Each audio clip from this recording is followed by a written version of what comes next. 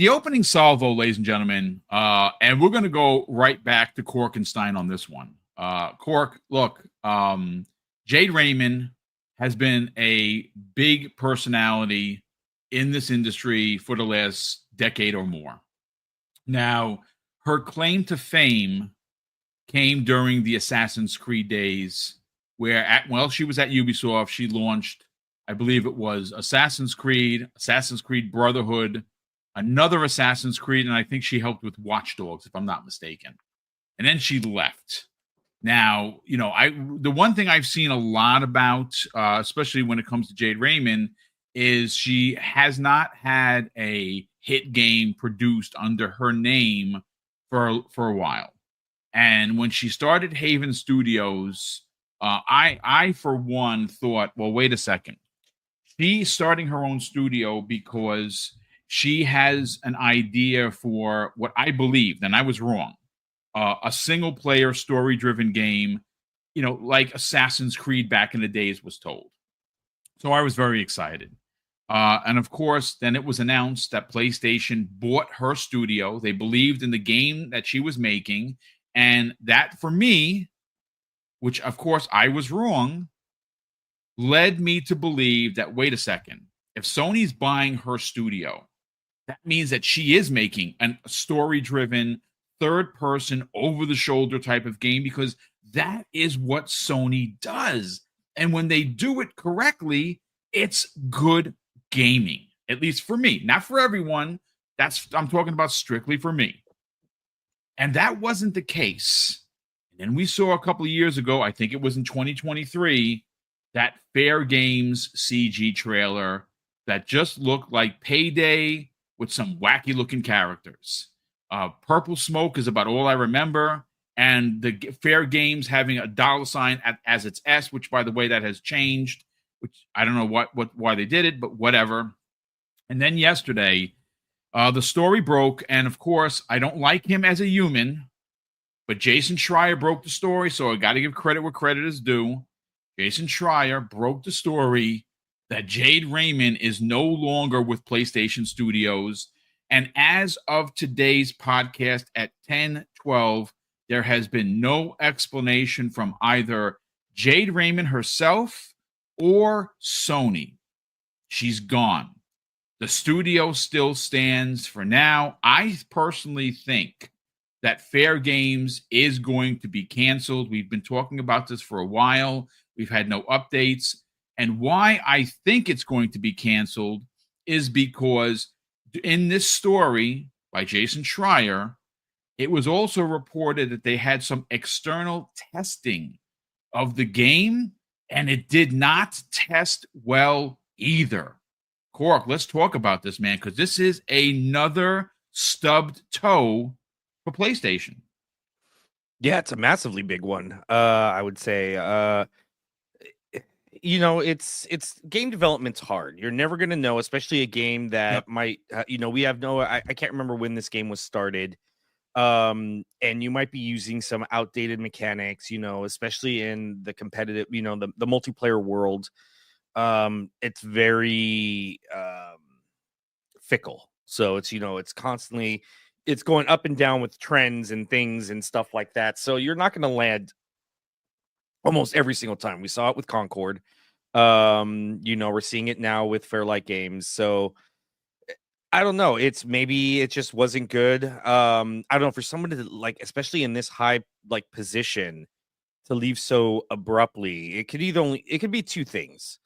She was canned. It could be that, Sony, with the disaster of Concord, they're not taking any chances. They are, tightening the bootstraps. And if you are delivering like you said you are, you're out the door. This could be a Herman Holtz stepping up and just, hey, I got to make an example. And that example was Jade. Or Sony's meddling their hands too much into it. She had autonomy, and now Sony is just like, you need to make this game. This is the game we want you to make. This is the game, you're going to put this mechanic in. You're going to put this. You're going to do this. And she's just like, no, I'm not. I'm out of here. You told me I had freedom of my games, and now I'm being told what game I have to make. I'm done. But yeah, I can't just see somebody like, you know what, especially in the mid of her first studio, and like, well, I guess her first actual like studio by her. Um, yeah, to just leave like that.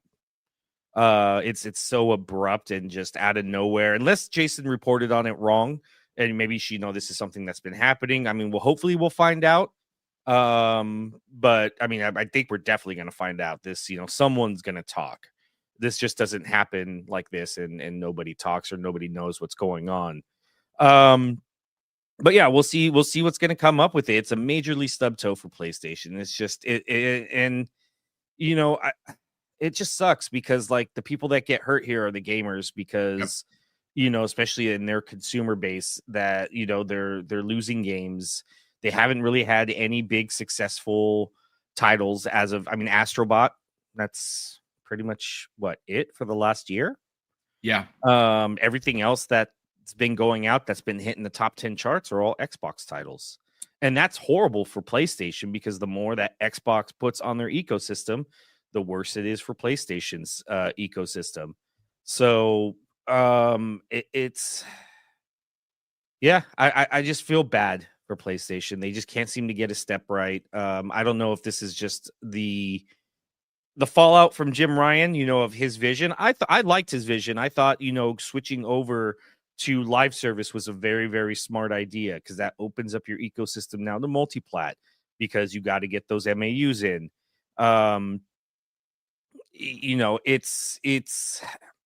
It, they just seem to not know what they're doing. They don't. Bungie was supposed to be their live service studio, and that just they did have. I guess I don't know. I guess they didn't do their research because Bungie's always been a massive, just under or not very well managed studio. They've been just for years. I mean, this is why Xbox didn't want to let them do Destiny, and that's ultimately why they left because Microsoft had to handhold them and micromanage them. We saw it with Destiny 1 with Activision. Activision let the leash off too much, and now they're missing, expansions. They're delaying stuff. They have to create a paywall service, or a paywall system, Eververse, to keep the funding going. So Activision's happy, and then the game became a FOMO mess.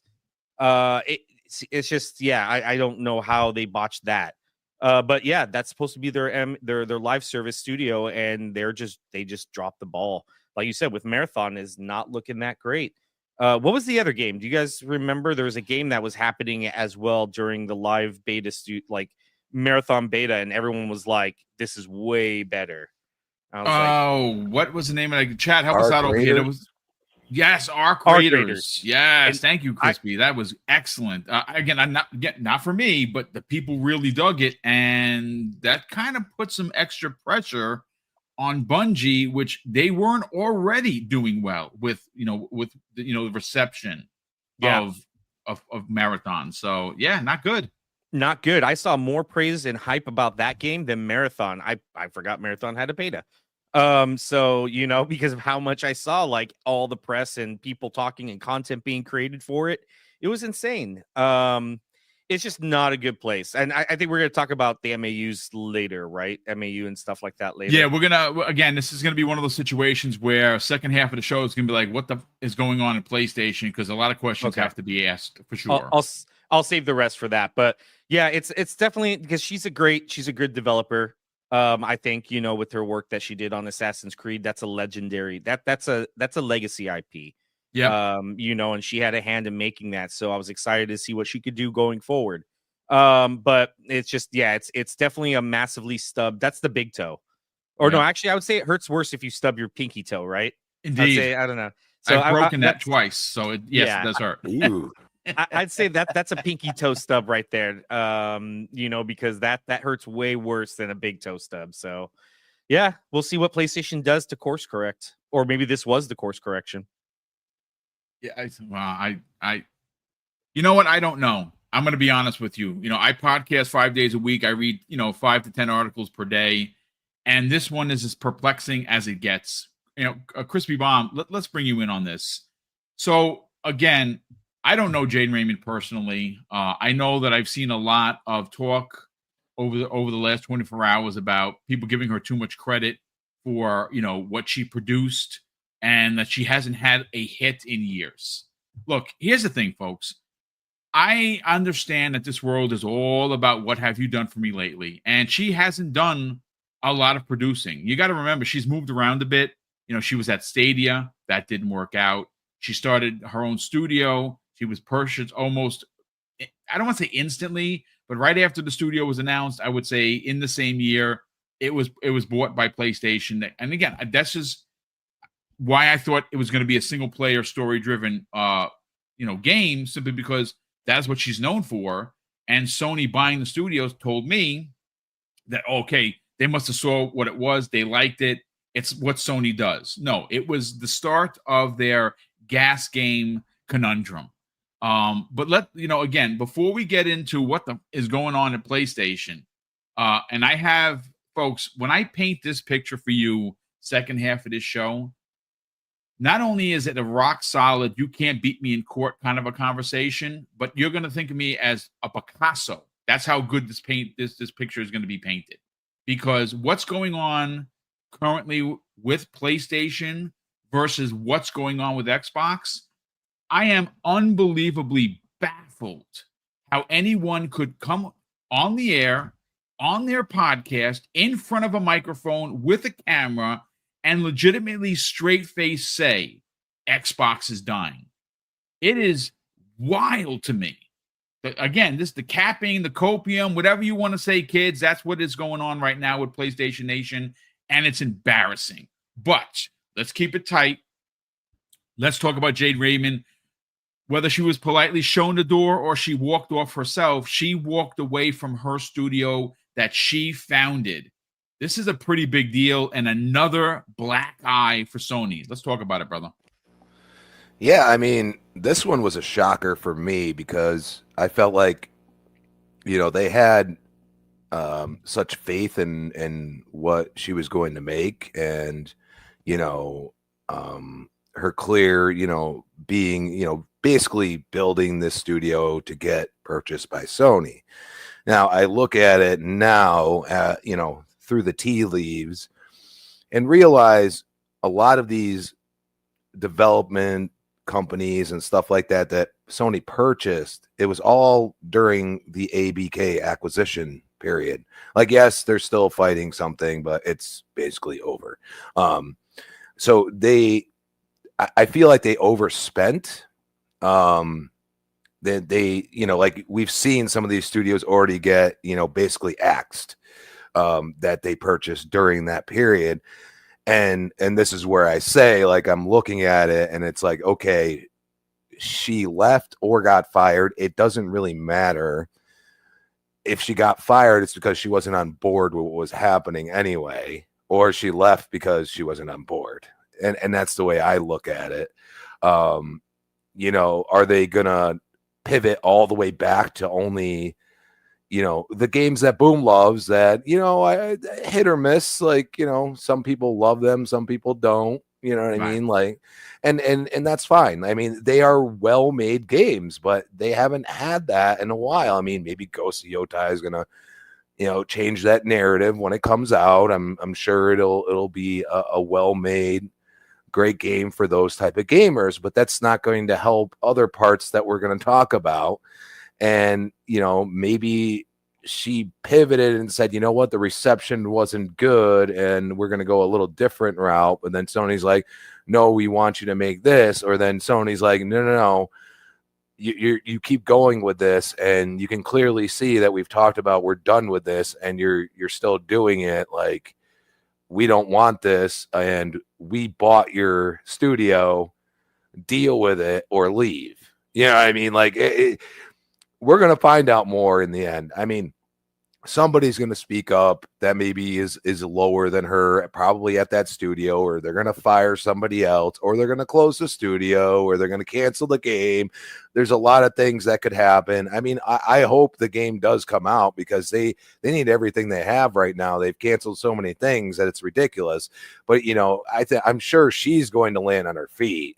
I think, her pedigree and what she's done is going to lend to some other studio, and, not necessarily, build another studio, but maybe join a studio that needs a little direction help, because clearly there's going to be some bad blood there, and I wouldn't be surprised if all of a sudden you see her join like one of the studios Xbox owns, or there's other studios that could use some help in certain areas. So we'll see what happens with that. But yeah, I mean, I think mostly this is really highlighting the fact that there are underlying problems, and we have more to talk about with that, and I'm just going to stay pointed. I mean, great segue into getting Fuzzy Belvedere in here to get his hot take on this. Look, whenever you have a founding member or person of a studio that they brought to the world, this was Jade Raymond's dream. She made a studio. She put it out there. Sony bought the studio. Why did Sony buy the studio, Fuzzy Belvedere? Because they believed in her vision.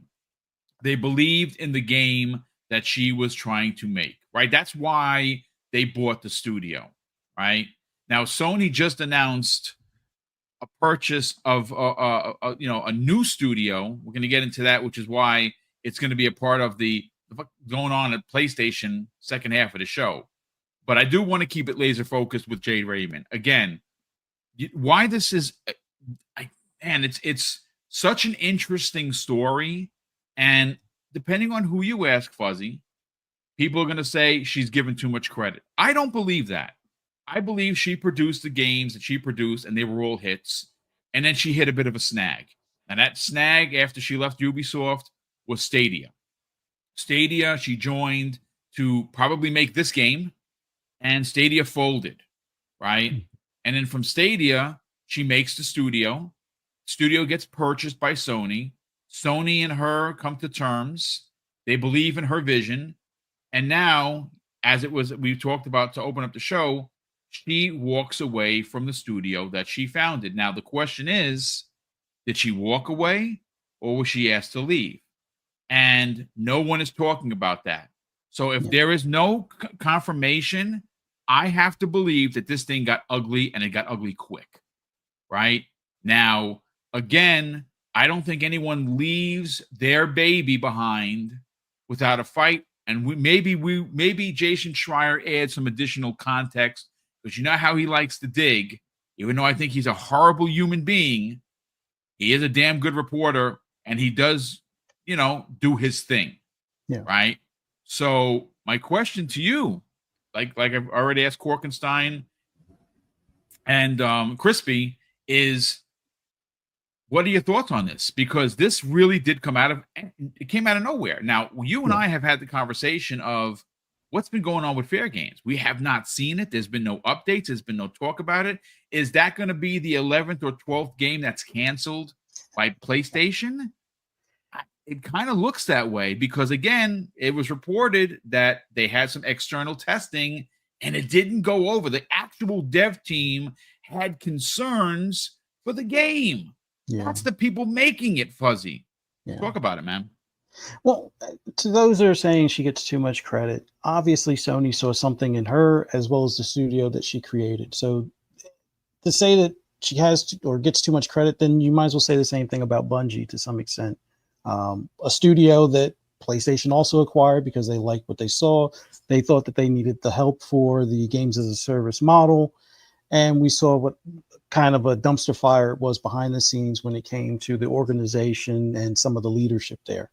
That could have been the case with Haven, and that would have been, something that they discovered as time progressed. But I don't really think that was the case. Like the whole thing when she went over to Stadia, we know Google is, risk adverse. So they quickly closed the doors when they found out, oh, you got to spend $7 billion to be in this industry. We're out of here. And, everything kind of fell from there. And even Kojima's project got, canned. Well, or basically Microsoft kind of picked up the pieces on some of those projects and stuff and whatnot. But as far as Jade Raymond's deal, whenever you've either left the studio or bounced from one platform to another, and you create a studio, you're hoping that that is going to at least get you to the finish line as far as releasing that game.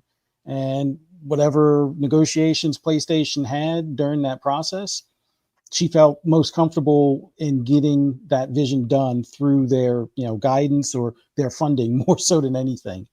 And to have a play test that we're hearing about not do so well, I think it's more so a sign that Sony is like, you know what, this games as a service ain't us. It ain't it, or we ain't it when it comes to that. So, whether you want to blame Concord or just in general how fickle that market is when you don't have necessarily the staying power, or even in some cases the IP that kind of carries the games as a service model.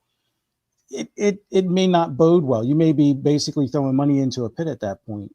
And I think Concord kind of, put the nail in the coffin on that, where they had already shortly after Concord canceled like 8 or 9 games. And this one I heard before it was pushed to 2026.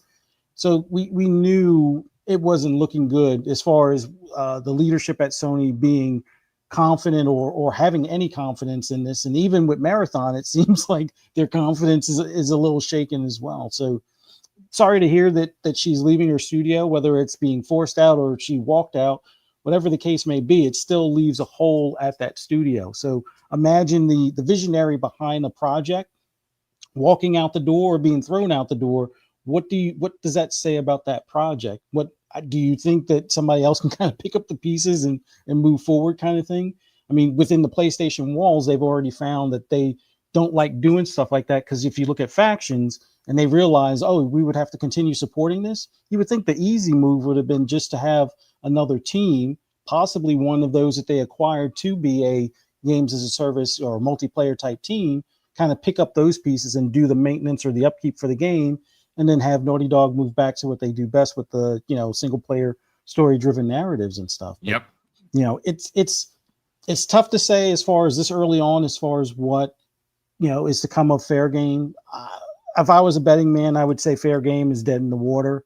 Yeah. I'm starting to question whether Marathon actually gets released. I mean, yes, the Bungie name alone and the gun mechanics that they've had in all of their titles is enough to get people in the door, but will they stay? And that's the hardest thing, especially with an extraction shooter. But games as a service, especially ones out there already that are free to play, and it doesn't seem like Sony's willing to do that type of maneuver. It is a tougher spot. Now, Helldivers 2 was kind of the oddity or not the norm. But then again, it's not a PvP, games as a service. It's more of a co-op where there is a longer standing, model that, even though they've had to do some updates to kind of bring some of the community back, that's a model that you have a little bit more leeway, or the community tends to be more patient, as opposed to when it's a strictly PvP or extraction shooter type of thing. You better have all of your ducks in a row when you have it at launch. You might be able to get a stumble here and there, kind of like what Bungie's done in the past, even with Destiny, the original. But yeah, I don't think any amount of confidence in Fairgame was there, and whether it was a matter of, hey, get out of here, or, she was like, I'm out. This isn't what I signed up for, and, try to move on and gather up the pieces from there. It just seems like games as a service is not what Sony has the stomach for. And to be honest, if Xbox is going to be that, 5 out of top 10 games on the platform where, at least half of them have some sort of games as a service component to it, maybe they're happy with that 30% as opposed to taking in 100% from something from one of their studios. But in the grand scheme of things, I don't think that's a watertight plan for them. But we'll see how it pans out. I just feel sorry for her at this point. It would have been nice if she had like an exit clause in that purchase where she at least keeps her Haven studio, although I don't know if she'd be able to, fund the staff or keep the lights on. But we'll see how long that studio remains, or if it's disbanded and, teams or people within those teams are, assigned to other projects and stuff. But time will tell.